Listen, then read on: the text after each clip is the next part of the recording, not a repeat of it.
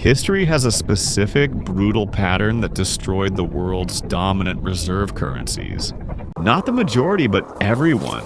The Portuguese Real in the 15th century? Vaporized. The Dutch Guilder in the 17th century? Worthless. The British pound sterling? It lost its crown and collapsed in purchasing power. Every single empire thought they were the exception. They all believed their system was eternal, built on foundations too strong to crack. But they were all wrong. The laws of financial gravity do not care about national pride or military might. When the math stops working, the system dies. And right now, at this exact second, the US dollar is not just experiencing inflation. We are watching a rerun, but most people don't even know the show has started. Let's look at the timeline. Reserve currencies have a lifespan. On average, they last about 94 to 110 years. The British pound reigned from 1815 to 1920. The dollar took the throne officially in 1944 at Bretton Woods, but effectively around 1920. Do the math. We are over 100 years into a cycle that rarely survives past a century. We are currently transitioning from Stage 5, massive currency debasement, into Stage 6, the total loss of faith. This isn't a recession, this is the mathematical end of the road. The debt is exponential, the trust is plummeting, and the clock has already struck midnight. But before we panic, you need to understand what a reserve currency actually is. It is not just money. It is a weaponized monopoly on global trade settlement. It means you can print pieces of paper that cost nothing and trade them for hard assets, oil, steel, labor, from the rest of the world. It is an exorbitant privilege that relies entirely on one thing: the world's belief that you are the strongest, safest place to store their wealth. Once that belief cracks, the privilege doesn't just fade, it implodes. How does this cycle begin? It never starts with bankers in suits, it starts with soldiers in trenches. Stage 1 is Kinetic Hegemony. A nation must physically dominate the trade routes. Look at the Portuguese Empire. They didn't just ask to trade spices, they built the best carracks and mounted cannons to control the Cape of Good Hope. They physically owned the water. Then the Dutch came. They didn't just invent the stock market. They built a navy that crushed the Spanish and Portuguese fleets, seizing the Straits of Malacca. The British Empire? They didn't ask for permission. They utilized the Royal Navy to ensure that if you wanted to move goods across any ocean on Earth, you did it on British terms. And the United States? The dollar didn't become king because it was pretty. It became king because by 1945, Europe was ash, and the US possessed the only navy capable of patrolling all 7 seas simultaneously, plus the atomic bomb. The foundation of the dollar is not the Federal Reserve, it is the aircraft carrier groups patrolling the Persian Gulf and the South China Sea. This physical dominance forces other nations to use your currency. If they want to trade safely, they use your escort, your rules, and your money. It creates a network effect where the utility of your currency is backed by the barrel of a gun. This is the hard power phase, where the empire is undeniably the apex predator, and the currency is just the scorecard of that dominance. Without this initial kinetic monopoly, there is no reserve status. It is blood and iron first, gold and ledger entries second. Once you own the trade routes, you enter stage 2, economic absorption. This is the golden age. Because you control the safety of trade, everyone wants to trade with you and through you. You become the world's workshop. During the 19th century, Britain wasn't just a military power, it was the factory of the world. They took raw materials from colonies, manufactured finished goods, and sold them back at a premium. The result? A massive trade surplus. Gold flowed into London like water into a drain. The United States replicated this perfectly post-Boyus II. We made the cars, the fridges, the steel, and the radios. The world was desperate for American goods, so they handed over their gold and commodities to get dollars. This accumulation of real wealth creates a booming middle class in a society that feels invincible. It's the era of the American dream, of a single income supporting a family, of infrastructure expansion. The currency is strong because the underlying economy is a powerhouse of production. You are selling more than you are buying. You are a creditor nation. The world owes you money. This creates a psychological state of entitlement. The citizens of the empire begin to believe that their prosperity is a result of their inherent superiority or moral virtue, rather than a temporary economic condition born of competitive advantage. But this wealth is a double-edged sword. It attracts envy, and more importantly, it breeds complacency. The hunger that you start to believe the money itself is the wealth rather than the production that backs it. But in stage 2, the cracks are invisible. The vaults are full, the factories are humming, and the hegemon looks untouchable. This is the peak before the inevitable slide. Then comes the shift from physical dominance to bureaucratic dominance. Stage 3. You establish the rules. The British standardized the gold standard. The US created the IMF, the World Bank, and the SWIFT system. This institutionalizes the demand for your currency. You force the world to hold your debt as their savings. But here lies the trap, known as the Triffin dilemma. To provide enough liquidity for global trade, the reserve currency issuer must run trade deficits. You have to export dollars so the world can use them. This means you must eventually stop being a net exporter and start being a net importer. You trade your productivity for influence. It feels good, you get cheap goods for printed paper, but it marks the exact moment the rot sets in. You are no longer earning your keep. You are leveraging your past reputation to finance your present lifestyle.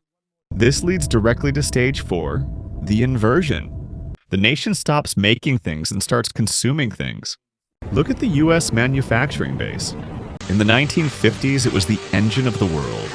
Today, the Rust Belt is a graveyard of industry. We traded factories for financialization. The trade surplus turns into a massive structural trade deficit. We import Toyotas, iPhones, and cheap plastic goods, and in exchange we export treasury bonds, IOUs. The economy hollows out. The middle class, which relied on productive labor, begins to shrink. Wealth concentrates in the hands of the financiers who manage the paper, while the actual capacity to survive physically, to build, to grow, to repair, atrophies. We become a nation of service workers and consumers, addicted to cheap imports, unaware that we have lost the ability to sustain ourselves without the rest of the world feeding us. The numbers don't lie. The US trade deficit hit nearly $1 trillion recently. That is not a sign of strength.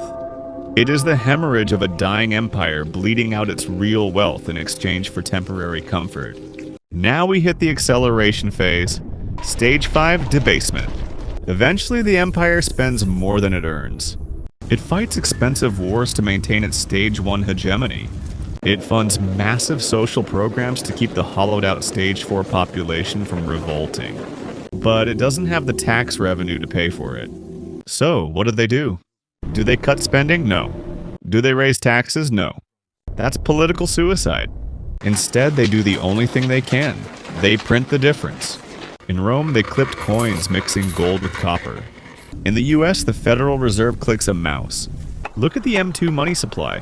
40% of all US dollars in existence were printed in the last few years.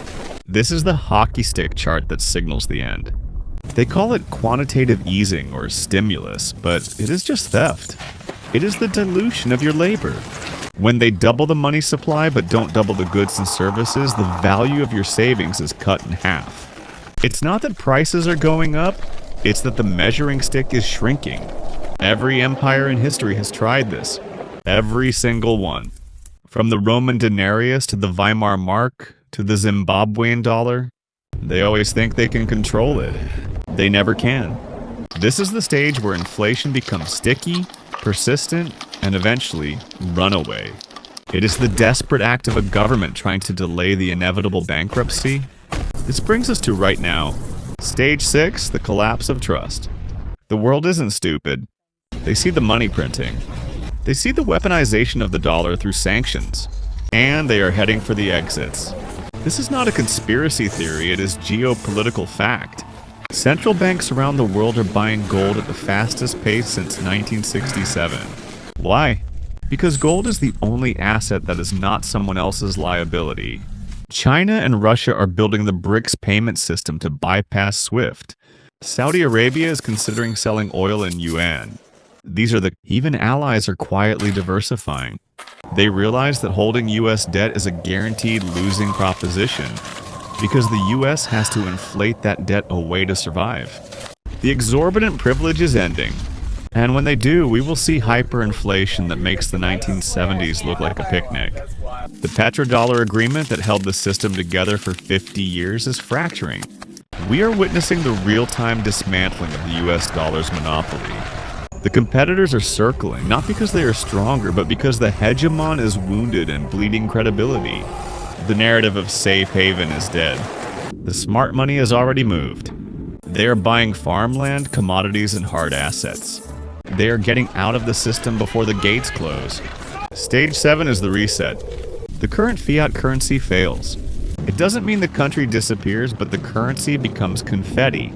A new system emerges to fill the vacuum. Historically, this is chaotic.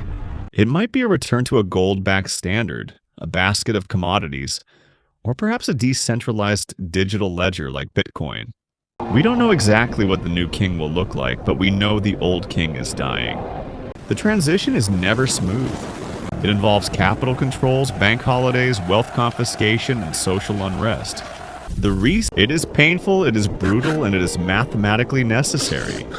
The notion that the US can maintain a $35 trillion debt load forever is a fairy tale. The system must reset to restore a balance between claims on wealth, money, and actual wealth, resources. We are approaching the event horizon where the gravity of the debt collapses the star.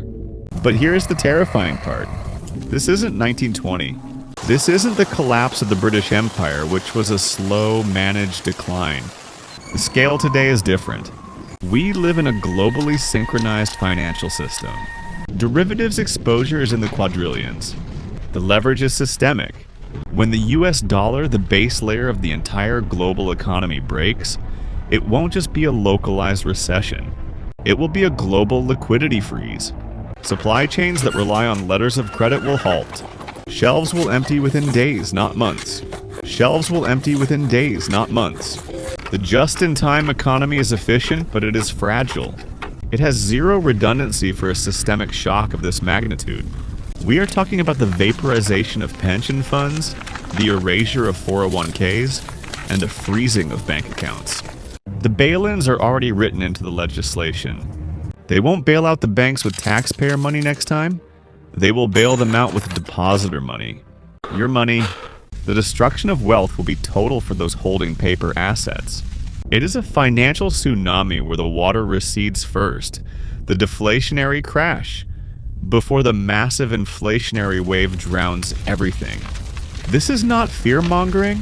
This is analyzing the structural integrity of a building that is on fire while the tenants are still sleeping. So, what do you do? If you are still listening, you are the resistance. You need a personal survival protocol. Step 1, get out of the system. Limit your exposure to bank deposits. Keep only what you need for monthly expenses. The rest must be in assets that have no counterparty risk. Step 2, own God's money, gold and silver. They have survived every currency collapse in human history. They are your insurance policy against the death of the dollar. Physical metal, not paper ETFs. If you can't hold it, you don't own it. Step 3, digital sovereignty. Understand Bitcoin. It is the only asset that is scarce, digital, and uncensorable. It is the lifeboat for the digital age. Step 4, radical self-reliance. Develop skills that are useful in a low-trust economy. Learn to repair, to grow food, to defend yourself. The service economy is dying. The tangible economy is returning. Invest in tools, energy independence like solar and water filtration. Step 5, jurisdictional arbitrage. Do not have all your eggs in one country's basket. If possible, get a second passport or residency. Have a bug-out plan. When capital controls hit, it will be too late to move your money or your family. The window of opportunity is open now, but it is closing fast. This is about asymmetric bets. If I'm wrong, you own gold and Bitcoin and have useful skills. If I'm right, you survive while others lose everything. The goal is not just to get rich, it is to make yourself robust to the chaos. Listen, I know this is heavy, it feels unfair. It is unfair. The elites have rigged the game. They are legally stealing your future to pay for their mistakes. They don't care about you. The Federal Reserve, the politicians, the media, they are not coming to save you. They are the ones managing the decline. You have two choices. You can stay asleep, trust the plan, and hope that the mathematical laws of the universe suspend themselves for your benefit. Or you can accept the reality. You can accept that the winter is coming. You can build your ark while the sun is still shining. This transfer of wealth will be the greatest in history. It will transfer from the unprepared to the prepared. From the paper holders to the asset owners. I can't force you to act, but I can promise you this. On this channel, we don't peddle hope. We peddle strategy. We analyze the data they try to hide. If you want to be on the right side of history, if you want to be one of the few who doesn't just survive but thrives in the ruins of the old world, then you know what to do. Hit that subscribe button. Turn on notifications. Because the next crisis isn't years away, it's already here.